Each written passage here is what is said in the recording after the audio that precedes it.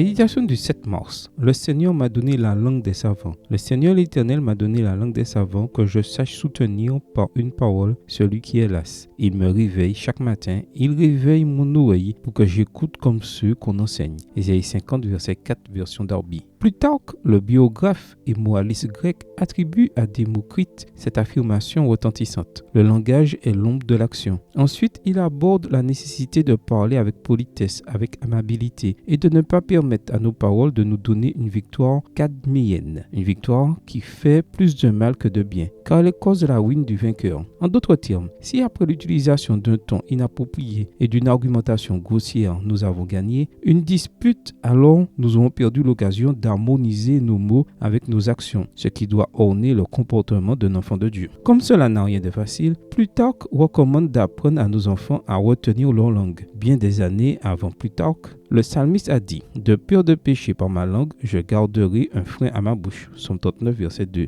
Et l'apôtre Jacques ajoute « Si quelqu'un pense être religieux sans tenir sa langue en bride, mais en trompant son cœur, la religion de cet homme est vaine. » Jacques 1, verset 26. La religion, la spiritualité ou le fait d'être chrétien est intimement lié à notre capacité à freiner notre langage irrépressible. Les mots sont le véhicule de la pensée et révèlent si ce qui est en nous est vie ou mort. La relation entre la vie chrétienne et la langue est si étroite que, pour Jacques, celui qui parvient à brider sa langue est un homme parfait. Jacques 3, verset 2. Pouvons-nous nous considérer comme des personnes parfaites? J'avoue être de ceux qui luttent chaque jour pour essayer de concilier leur foi avec ce qu'ils disent. Et face à ma totale incapacité, j'aspire au jour où je pourrai vivre la même expérience que le prophète Ésaïe et dire « Le Seigneur l'Éternel m'a donné la langue des savants pour que je sache soutenir par une parole celui qui est las. Il me réveille chaque matin, il réveille mon oreille pour que j'écoute comme ceux qu'on enseigne. » Le Seigneur qui a donné à Ésaïe la langue des savants la donnera aussi à chacun de nous si, comprenant que nous avons ce besoin, nous lui demandons de l'aide et le laissons nous aider avec humilité. Lorsque nous avons la langue des savants, nos paroles ne vaincront personne, mais édifieront et inspireront. Amen. Bonne journée à vous et que le Seigneur vous bénisse.